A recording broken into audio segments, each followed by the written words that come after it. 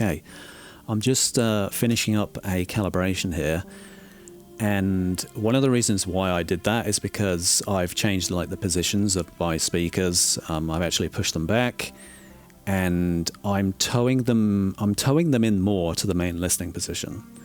Instead of 15 degrees, it's more like 5. I think maybe a little less actually.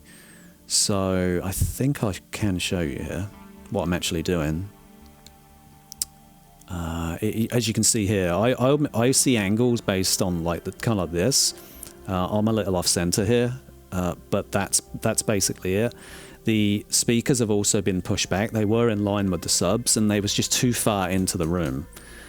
And from what I've been measuring, this gives a bit more of a smoother response.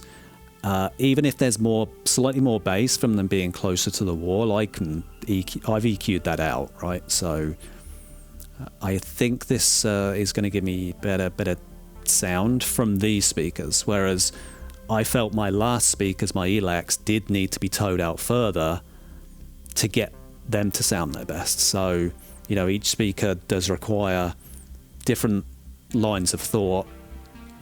So that's that.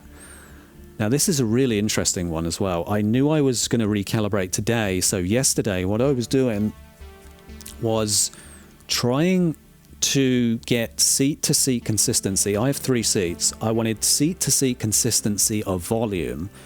I didn't actually care about the response, so I was just running pink noise from Spears and MUNSIL disc, and the whole goal was every seat must measure the same. So I had this speaker, for instance, well they all were, but this speaker, for instance, was 15 degrees off axis, so it was away from the main listening position. Instead of like this right now, it's kind of been towed into the room. So I started measuring all the seating positions, and the first seat over here on the right, and then the middle, and then the other one. So the first seat on the right measured 2 dB louder than the center, my seat. And I was like, really? There's that much difference? It does make sense because that seat is the closest seat, and the speaker is essentially being towed to that speaker. You know, at 15 degrees, it was almost essentially pointing to that person, right? Whoever sat there. So, and then the seat on the left here, on the edge, measured actually slightly more than the main listening position, which again I kind of sounded that was weird. So the whole goal again was I was moving these speakers in until the first seat and the second seat were basically even. When you do that, the last seat actually takes kind of care of itself in volume. So I got the seats here to around 0.2 of a dB each seat. And essentially what the simplest way to look at this is if my seat was, say, in line with this speaker, the speakers are going to the furthest seat away. That's almost like what happened there. This one was basically the same as well. And these were towed in halfway. So if this was towed into the room, the difference with this speaker would be about half as much. And that kind of made sense to me as well, being in the middle of the room.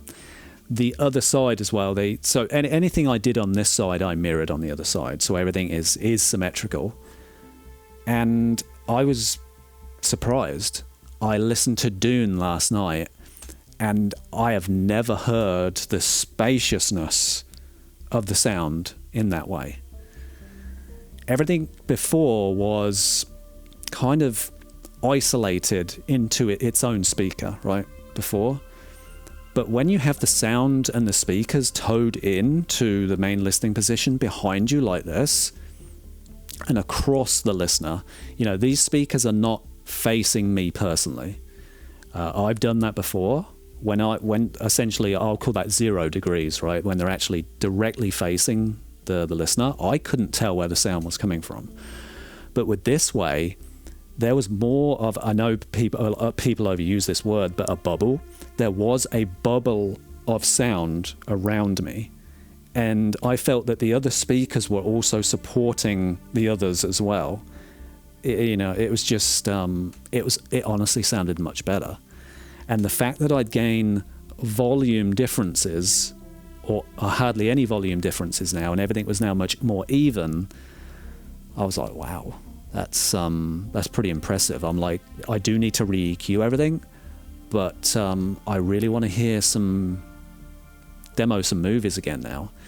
There was one reason I did try this is because my brother actually said one time, I'm struggling to hear the what's behind me, like with surround sound, Atmos and things like that. And I feel as though I have the volume balanced well, but maybe sometimes I do agree. Compared to the fronts, we have a high couch. Maybe there's things going on there, and that's the thing. If one seat was 2 dB louder than, say, my seat, that's just blasting somebody else's ears out. 2 dB is quite a big difference, and then the other person's not getting anything. So that was one of the reasons why I did this. Interestingly enough, though, the fronts, do I have that? Any of that? No, it's just those speaker. The Atmos fronts didn't require that toe into the room. If anything, the front Atmos was essentially just aimed at me. And I'm kind of fine with that, because anything in front of me, I don't have any issues with placing sound, right? I have no issues whatsoever. So I don't know if that's just on ELACs, if it's due to placement and things like that, but any speaker that was behind me required this type of angle, but things in front didn't. And I'm typically the type of person that would want the same angle for every single speaker, but I'm kind of blowing like a lot of my things that I do, like for OCD reasons, out of the way right now. I'm just, what is the best sound, right? What is the best angles for these speakers to be? I actually didn't measure angles. I just measured the sound, which sounded the best in each seat. And I kind of like let my laser tape measure and measuring devices go, and just measured what was better. So that's really why I've had to re-EQ and recalibrate the whole system today. Subs, everything. I've just done everything. I started at about 11, so yeah, it's been about a while now. I made some mistakes along the way. Had to re-EQ my sub. I didn't have the low pass filter turned off, and I was like, I've got to redo that. So anyway, that discussion out the way. I know that was a long intro. So timing now needs to be done, and that was really the whole point of the video, that I need to retime and do all the delays on the receiver. So one of the ways I was doing it before was doing one speaker at a time, getting the distances and sending it to the receiver, then doing another. It was horror. Honestly, it could take 2-3 hours, right? It was really bad that way. So the best thing to do, in my opinion now, is to set this to meters. And we don't use meters in the US, but it doesn't matter. We're not using it as a point of knowing what meters means or anything like that. You could set it to feet. You could, but you actually get slightly less resolution from setting it to feet. You gain maximum detail and resolution and distance using meters with Denon and Marantz gear. So what you can do here is type in the URL or IP of your receiver. It will be unsecure, so you do have to say, yeah, do you want to go to a secure site? But it's on LAN, so it shouldn't be a problem. Anyway, you can connect to your receiver, and essentially what you do here is sweep, make a change, sweep, make a change. And it's like you don't have to keep going back and forth into MultEQ-X to do this. So you don't even need MultEQ-X to do this method. You just need a measuring microphone and REW. That's all you need, and you can get even tighter and finer distances set than Audyssey's automatic room correction can do. So as you can see here, the center channel is the reference channel, so it's negative 0 inches. It's essentially perfect. It actually says there it's 0.04 millimeter. No. Yeah, millimeters, right? I think that is millimeters. But essentially, it's basically no delay, even if they might even show a tiny amount. There's essentially no delay on the center channel because it is the reference channel, right? So, okay, so let's do a front left and just show you what I do. Whenever I'm doing any like distances, delays and things like that, I always come to the SPL and phase tab because I just want to see where things are in time, right? And realistically, I'm just using this as a measuring device. Now with Audyssey, you can't. It's not a phase system like Dirac or Trinnov and things like that. There's no dynamic adjustments on the fly that this makes. So with Denon and Marantz, at least with Denon and Marantz and anything I think that's using Audyssey here, it is when are things supposed to start? When is the left channel supposed to start making sound? When is the center channel? You know, all of the other channels. That's really all you can do in Audyssey and Denon and Marantz receivers right now, unless again you're using Dirac, which my receiver can do, and it's kind of managing phase dynamically along the whole way, right? So realistically, what we have to deal with is start and stop timing, right? Of when our sound's supposed to start and things like that. So I found that the best way to do that is to just do this with this is essentially an impulse timer, right? That's what this is. This is what this is representing, the amount of delay of the speaker itself. So I think we're on the right one. So let's just measure this.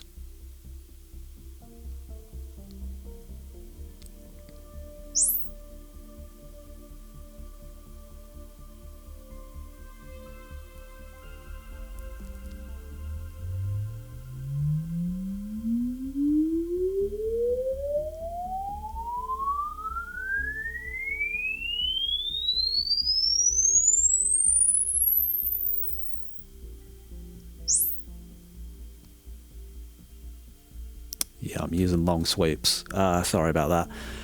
But the whole idea for me was whatever AEQ in and time with, I also want to use the same sweep timers for the impulse itself. So, well, I don't need to name that yet. As you can see, this is 0.27, which is 3.67 inches away.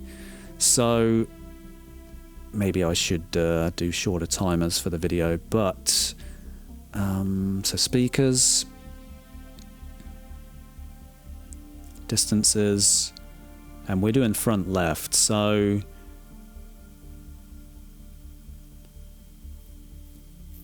we want the sound to arrive earlier, which means we need to put more delay in. Now the big thing is knowing like kind of like a translation of this number to meters. I kind of don't worry about it, right? So it's 3 inches. Roughly what I've been seeing is, with Audyssey at least, it's every 2 to 3 clicks gives you about ½ an inch. So if this is 3, maybe we'd need 6. Let's just test that. I mean, you know, that might be. I think that's what I thought. So if I put this to 7, now that should set automatically, but let's see. Let's just measure that. Now the whole goal here is this is close. This is what Audyssey did for itself. But that's 0.2. This is 0.00. You know, this is essentially perfect. How close in inches? Because I'm looking at the inches as well, though. Realistically, how close can you get to it?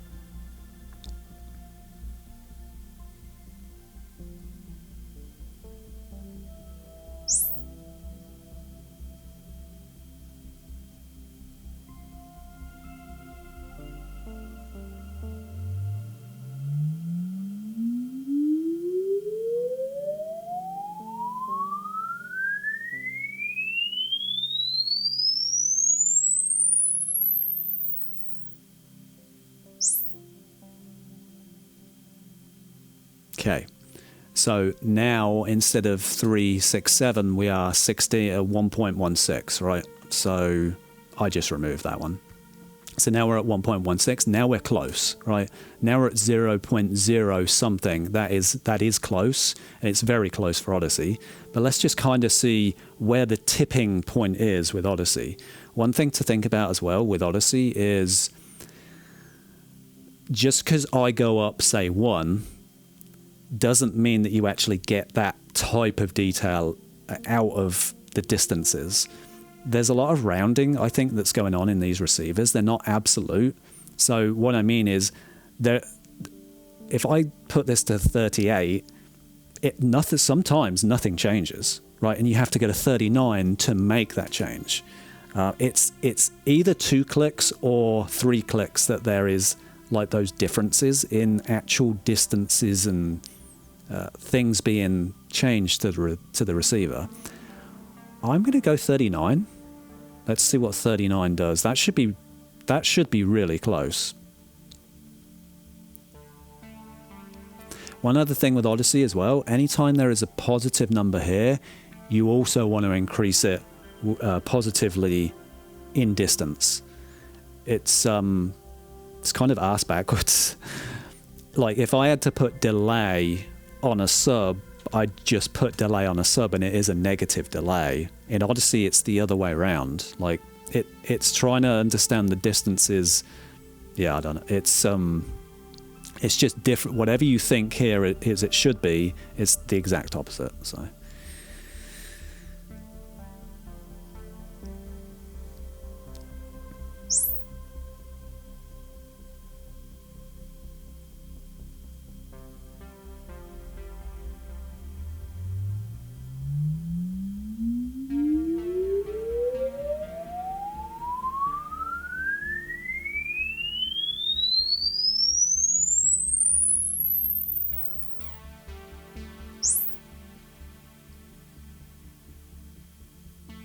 See, it hardly moved there, and that was 2, and before I used 6, and it made a huge difference. So the next one could make a huge difference. So if I set this to 2 on the next one, it may go over. It may. So let's get rid of that. And this is kind of like, shall I do 1 or 2? I hope I set the last one.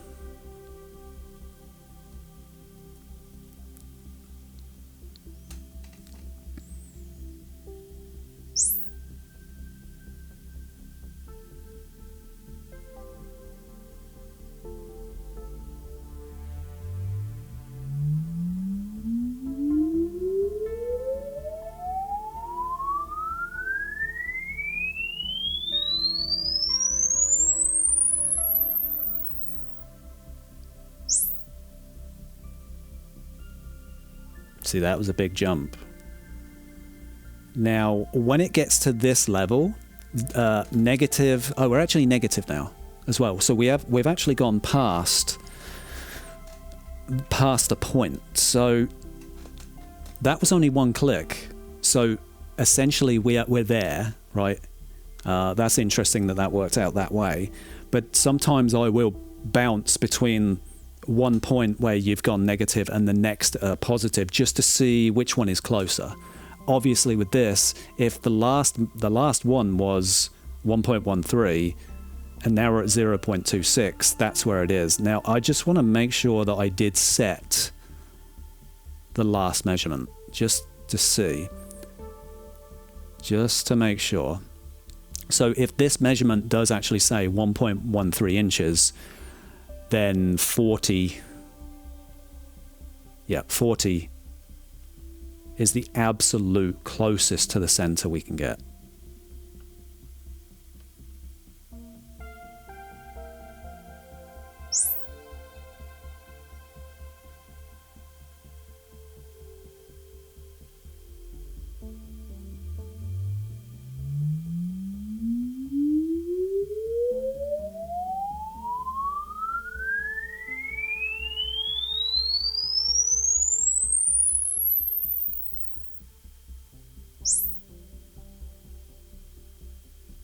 Yeah, that's it. See, this is the thing with Audyssey. It's REW doesn't know you're using Audyssey, right, to measure. So you can go into the impulse and phase tabs and things like that, and it will work out, hey, this is how much you need. But the thing is, you don't know where Audyssey's points are going to be. So, because this is my room, and I'm super OCD, like, about getting the timing to be exactly as close as I can possibly get, I'm willing to spend this time of, all right, every single speaker I'm doing this to, right? And once I get it to, the choice is 1.13 inches. Now, one thing to say is this is incredibly close anyway. You're at 0. Anything that, again, for me, anything that says 0.0 something is so super close. It's insane, right? But this one is definitely closer, 0.26 instead of 1. It is far closer, and that's it. That is the left speaker done. Now we move on to the right, and you do the same thing, and you do this to every single speaker. Now, one thing with I don't know if I've talked about this because I did do a video earlier and it wasn't recording properly. So I just want to, one thing as well with the subwoofer channel is with mine, it's going through an SHD MINI-DSP, and it has DSP on the sub itself, and that causes extra delay. So my subs are actually 5 milliseconds too far away, or not far away enough. Maybe it's not far away enough. So I either hear the subs 5 milliseconds too early or too late. I can't remember which it is. But I'm on the limit of what I can do with the subs. So I'm at 8.13 meters, and the center channel, which is the closest speaker, which is at 2.13 meters. So there is a 6 meter limit in delay wherever the start point is. So if this was 1.13 meters, I could only be 7.13 meters here. Now, I think I saw a video on from OCA, Obsessive Compulsive Audiophile, the other day, and he said since a lot of these new receivers have changed to the correct measurement range, and I don't think they were before. You had to like convert feet like properly and stuff like that. These new receivers, though, they don't do that. They're now using the new method. And I think he said we've actually lost distance by doing that. Because, like I said, I need more delay to get my subs perfectly in line, say, with my center channel. Now, are you going to hear 5 milliseconds in bass? Probably not, right? I think I could only hear delay from a sub when it was 12 milliseconds delayed. And we're only 5, right? And I think I even said to myself, anything under 6, you actually can't even hear. So it's fine, but I definitely still want more delay on these receivers. Somebody told me that Dirac has 50 milliseconds delay, and I'm not sure what that actually is in meters, but people have said it is actually significantly more, and it allows you to get as much delay as you would ever need from these subs to the mains or the center channel, things like that. So yeah, just wanted to like put that out there of if anyone was doing it like me, where they was doing one speaker at a time in MultEQ-X, uploading it, then doing another, you know, it does take a horribly long time like that. Plus, it's actually more difficult converting this to milliseconds. It's even worse because you really have a lot of granular control with milliseconds. But again, Audyssey doesn't have that. These receivers don't have that much detail. So you could be making 1 millisecond change or a 0.1 millisecond change. It doesn't do anything. And it doesn't do anything in and again, and you keep uploading like this. But because you're directly connected to the receiver in this way, it best was 40, wasn't it?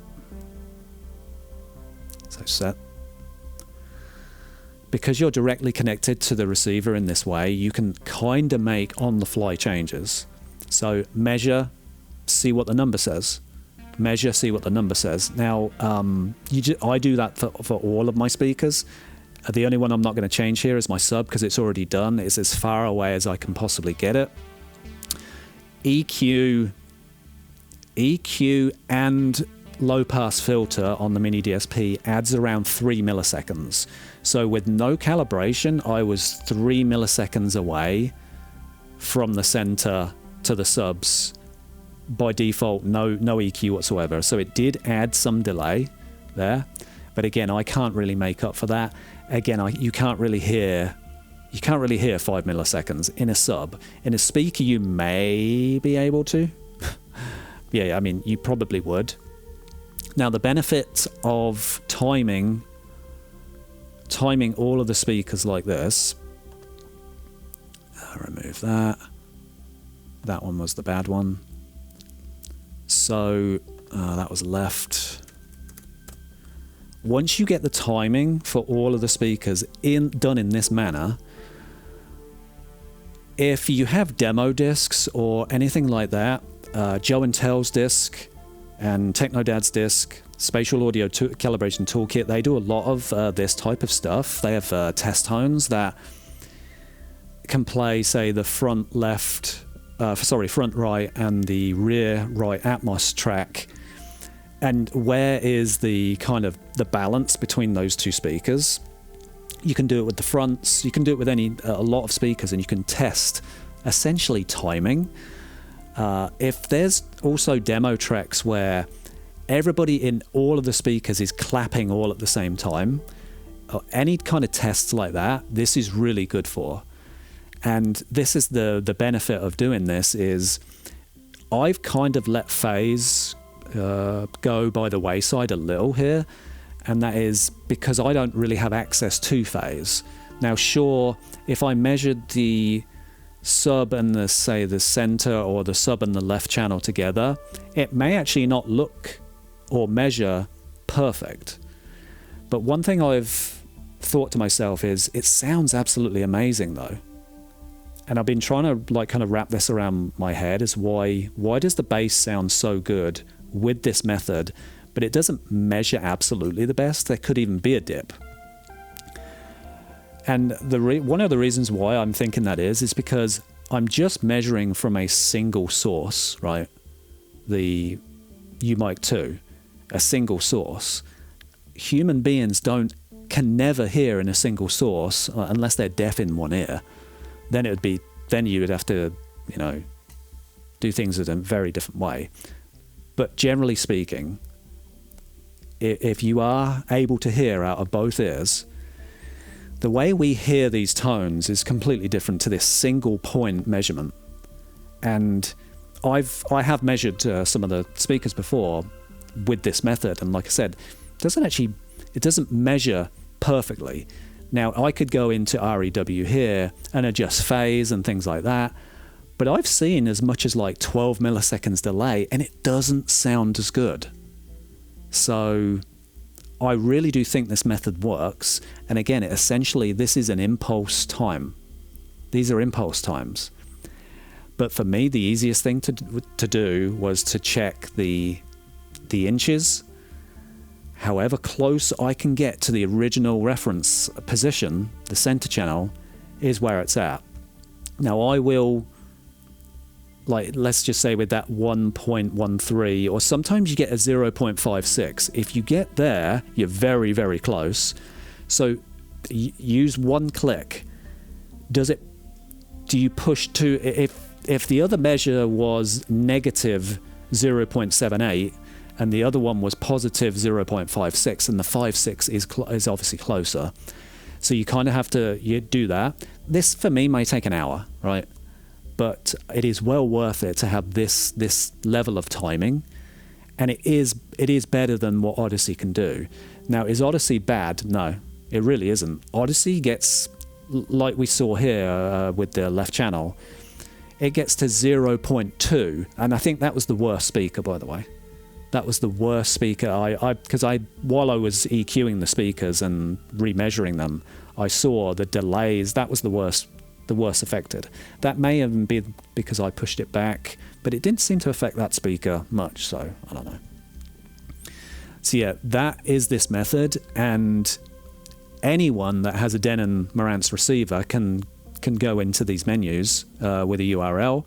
I should bookmark this URL, maybe not this part, but I typically do have a bookmark for this actual URL, and I would try it. If you can, you don't even need MultEQ-X. If you can get REW here and a measuring microphone, you can just test all of your speakers and get them as close to zero as possible.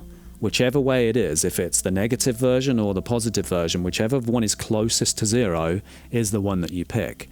Now again, Audyssey shouldn't.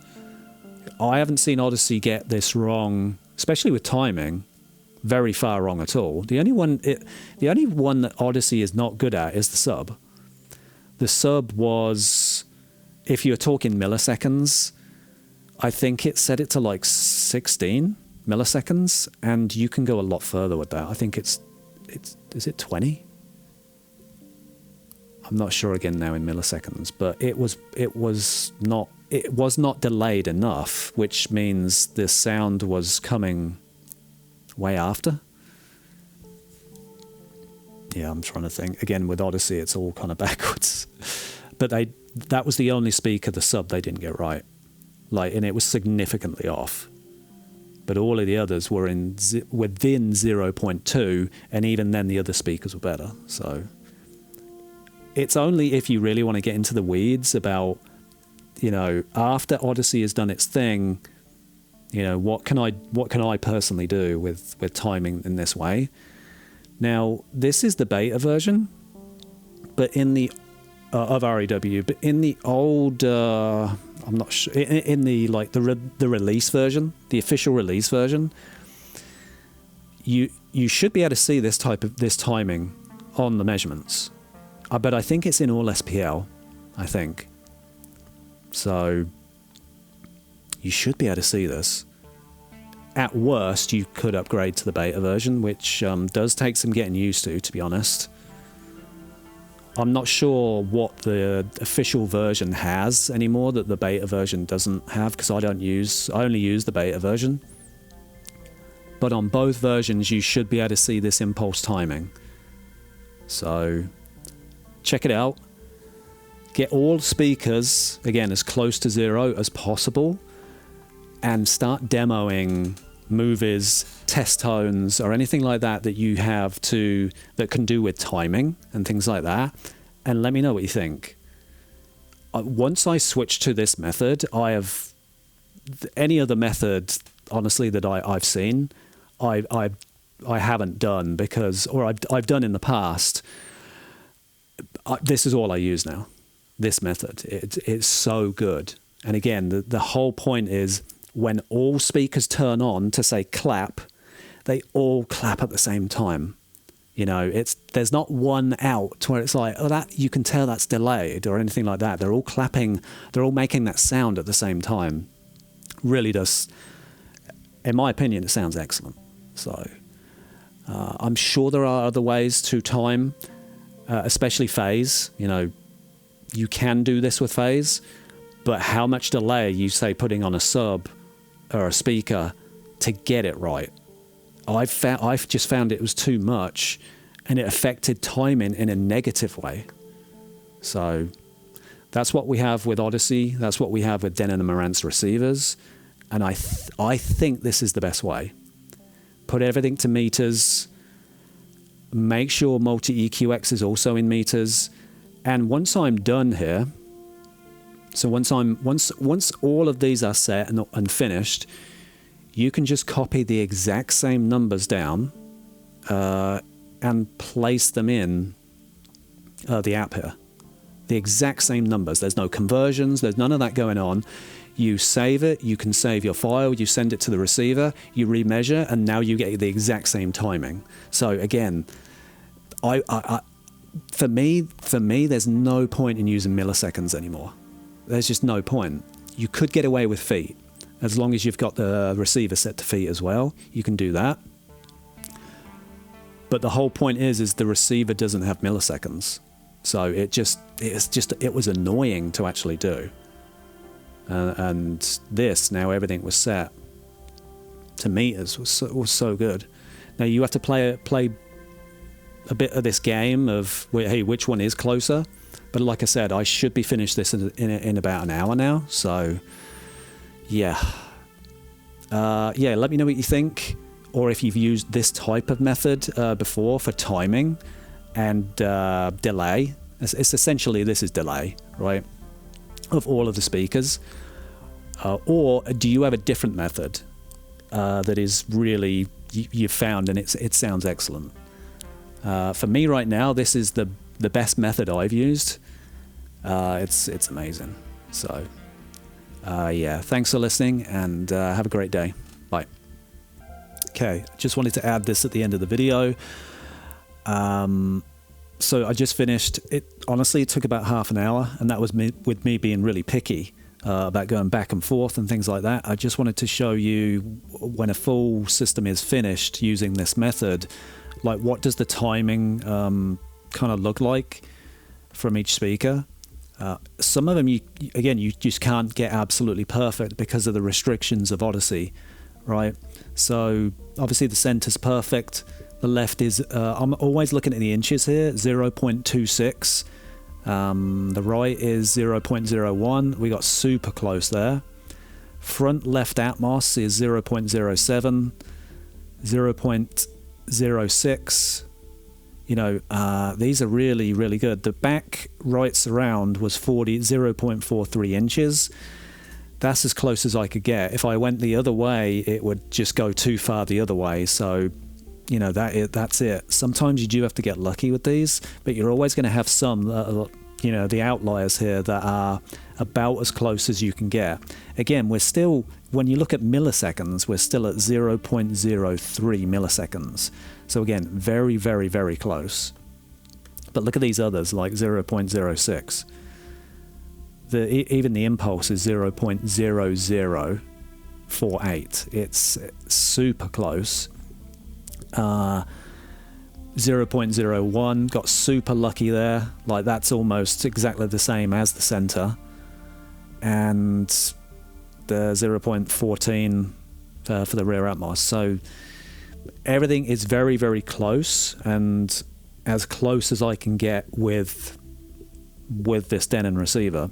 Now, I just wanted to show you the sub, just to let you know, like, this is what I have to deal with. The sub is 4.9 milliseconds away, or it needs more delay, right? It's arriving late, that's it, yeah. It's arriving essentially 5 milliseconds late. You can't hear it with bass tones because they're so deep. I think you hear bass differently, especially with timing and that. But again, it's not perfect. That's the limitation of the distances we have right now with Denon and Marantz. So yeah, I just wanted to add that on the end. And like I said, it took about half an hour to do that. And overall, the calibration today took, I mean, that's about 5 hours. There was some setup as well going in. Like I was preparing last night. I was preparing the room and stuff last night. So, you know, a calibration like this, like I've done today, typically, like back in the day, I would have to do it over 2 days, but I've got a lot more efficient at doing the measurements and the calculations and the timing, you know, and everything now, and just using all these shortcuts and try and work as efficiently as possible. But essentially, to calibrate a full system in 5 hours for me and get like the type of results that I really want is really nice. So yeah, if try this method out. And like I said, you don't need a Denon. You only need Denon Marantz receiver. You don't need MultEQ-X or anything. So right now, what I have to do is these are all set into the receiver, and now I just need to copy all of this into the MultEQ-X app, save it, upload it. I'll upload it to preset 1 and preset 2 because when I get timing done this good, I want to make sure it's on both presets as well, just in case I do ever use preset 2. I don't, but you never know, right? So I may as well apply it to both presets as well. I went through every single setting to make sure preset 1 and preset 2 were exactly the same, because they were not before as well. That was like, even the speaker layouts were all different and stuff, so I had to make sure all of that was done. Anyway, thanks for watching, and yeah, let me know what you think. Thanks, bye.